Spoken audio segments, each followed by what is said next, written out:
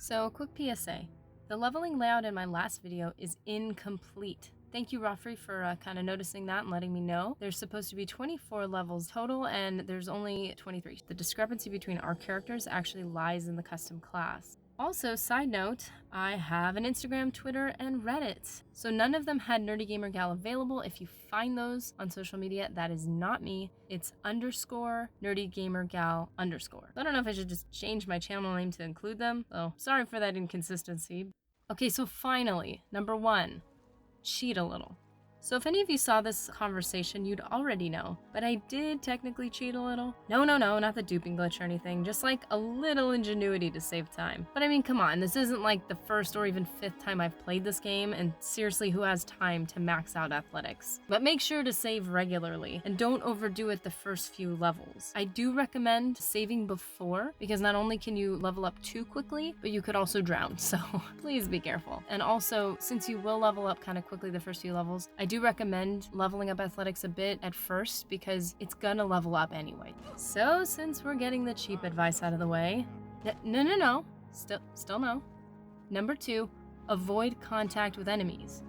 Now, that might sound silly, obviously you're trying to avoid an enemy hitting you in the face, but something as simple as just trying to keep the enemy at arm's length will really help with leveling those weaker skills and keeping that difficulty slider up if that's what you're aiming for. And also if you have like heal other or you have regenerating enemies, you can also train all at once, so it'll save you a ton of time. You can backpedal, find sniper positions, use nooks to catch clumsy or otherwise unintelligent enemies. You can also use open water to flee an encounter if you need a breather mid-fight, but if you do get hit enough times, it's always good to.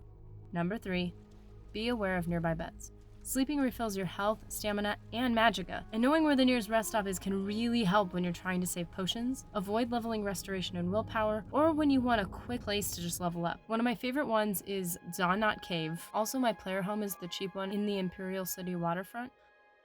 Okay, just one more kind of cheap one.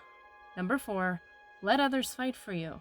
Throughout the game, you're going to encounter various followers to help you on your journey, whether it's dispatching a bunch of enemies or sacrificing them when you're going to flee from a battle. These naive fans of the Heroes of Kvatch are generally non-essential, meaning they may not make it out alive, especially if you're not taking very good care of them. You can lose them indefinitely, so just keep that in mind. Now, you can use this to your advantage, especially if you're using, for instance, guards to help you out. Just follow their path, run to them for help, and should they fall in battle, well, it'd be a shame to waste that official Imperial armor.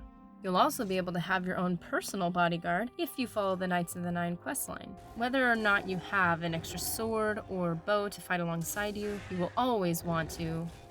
Number 5, be prepared to fight spirits. Now, since they're not crazy common, will-o'-the-wisps, ghosts, and wraiths are easy to forget. They can only be damaged by silver, daedric, and Dremora weapons, any enchanted weapons, or magic. They can also, oddly enough, be hurt by a hand-to-hand skill of 50 or higher.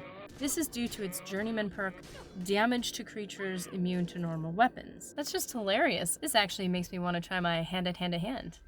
Anyway, just make sure you have at least one way to deal damage to these guys in case you bump into one. Whichever skills you're planning to use, you should really, number 6, carefully plan your major and minor skills. In other words, know the things that you'll want to level at the same time. This really goes back to the last video where I recommended writing out a leveling plan. As I mentioned earlier, the custom class can affect your overall leveling plan, but it also affects how you train. Say you were to work on strength, agility, and speed. With these attributes, you'd have your offensive skills, some armor, stealth, and lockpicking to go exploring with. But you wouldn't have, or at least you'd be avoiding, the ability to block, heal, or use any magic, which may cut your adventure a bit short. This isn't even including the division of major and minor skills. Since attributes have 3 skills apiece, some people like to have 1 major and 2 minor for each one. I personally found it easier to have them far less balanced per se, as it meant having more skills to work with at any given time. Take for instance my first level. I worked on personality, endurance, and speed, which left me with illusion as my major, and armorer, block, heavy armor, light armor, acrobatics, and athletics for my minor. So I could block attacks, let attacks hit my armor, and then repair that armor afterward. When I ran out of health, I'd use the charm spell to chill out enemies, and athletics and acrobatics to run, swim, and hop to the nearest rest stop for health.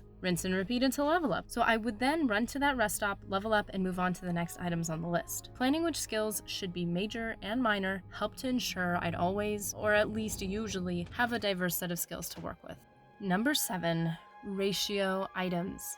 When your habitual hoarding habit finally catches up to you, you may find that you have to make some tough cuts to your inventory. And the one thing that always surprised me is when the ratio of weight to deceptive value isn't taken into account. Now, I know this is common sense to some of you, but seriously, it could make all the difference. You have a limited amount of carry weight, and when looting, you want each slot to hold the most value. Now, this could just be my OCD speaking. There is a big difference between this and this.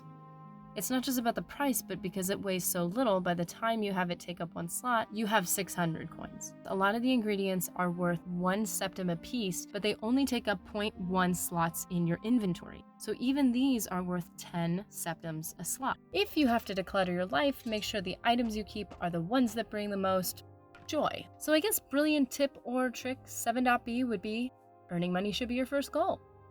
Now, number 8 is the blaring omission from the first tips and tricks video. Number 8, hold block to spam spells. Now, you may have noticed in some of my clips how quickly I'm able to cast spells, and that's obviously not counting the clips I had to speed up for time's sake. Honestly, it's kind of like using your turn signal, I guess. It's either like so second nature you don't realize you're doing it, or some people don't do it at all. It even works in water, so you could train it while doing your morning laps, or simply, skipping the scenic route. So you guys, if you want more Oblivion content but don't want your feed overrun with dozens of videos, you're in the right place. Subscribe today, and I'll see you in the next video.